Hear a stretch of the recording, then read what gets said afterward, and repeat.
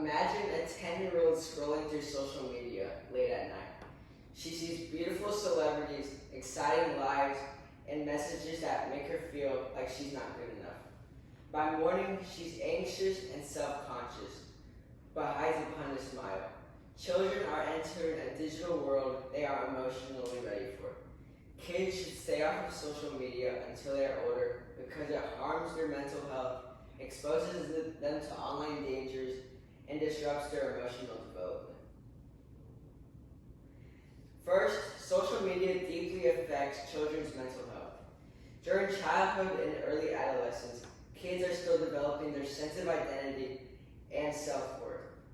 At this stage, they are especially vulnerable to outside opinions. Social media platforms such as Instagram and TikTok often promote unrealistic beauty standards and lifestyles through edited photos, filters, and highlights. For example, a child might see a classmate's vacation post and start feeling like their own life is boring.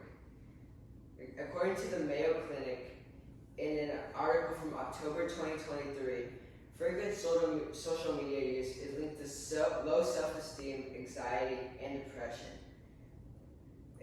This is especially dangerous because children may not have emotional tools to manage those feelings. Unlike real-life friendships, which offer support, empathy, social media interactions often reward appearance and popularity. Over time, the emotional strain can seriously damage a child's confidence and happiness. Second, kids are exposed to serious dangers online. The internet is like an open door to the world, but not everything is safe there. Children can be contacted by strangers or stumble across inappropriate material without even looking for it. In August of 2023, the American Academy of Pediatrics warned that children are at high risk of being targeted by predators or exposed to violence and harmful content through apps like Snapchat and TikTok. For example, viral trends such as the Benadryl challenge have led to serious injuries and even death among young children who don't even know they're not even old enough to realize the dangers of it. Kids often don't recognize it's harmful until it's too late. A 2023 report from the University of Michigan also found that exposure to violence or disturbing content increases feelings of fear, isolation, and emotional instability in preteens. Unlike adult users, children lack the critical thinking skills to assess what is real, safe, and trustworthy online.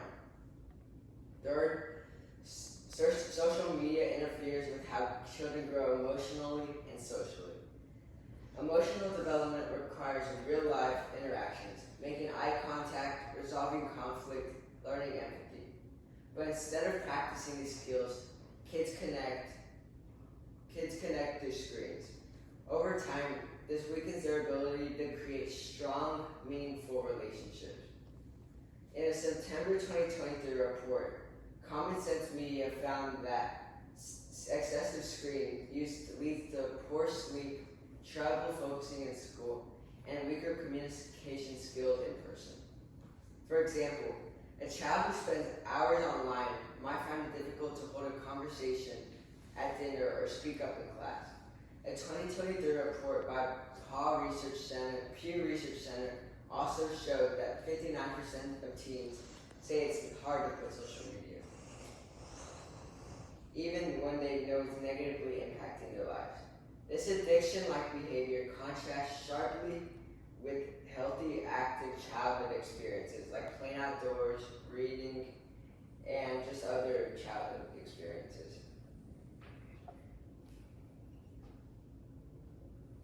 The good news is that there's something we can do. One of the most effective solutions is delaying children's access to social media until they're emotionally ready. Just like we don't give car keys to a 10-year-old, we shouldn't hand them tools that require adult judgment.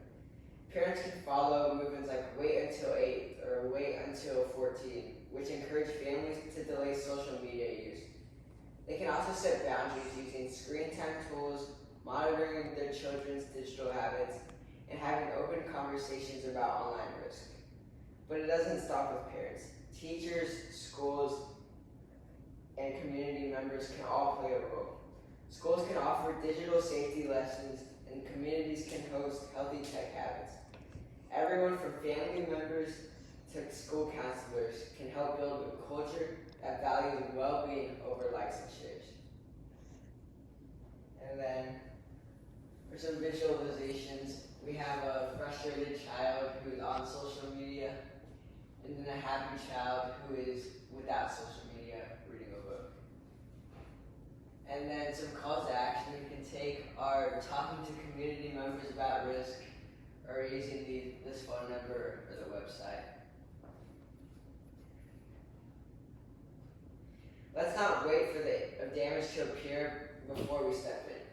Kids deserve the chance to grow up with confidence, strong values, and real life connection, without the pressures of like, filters, or followers.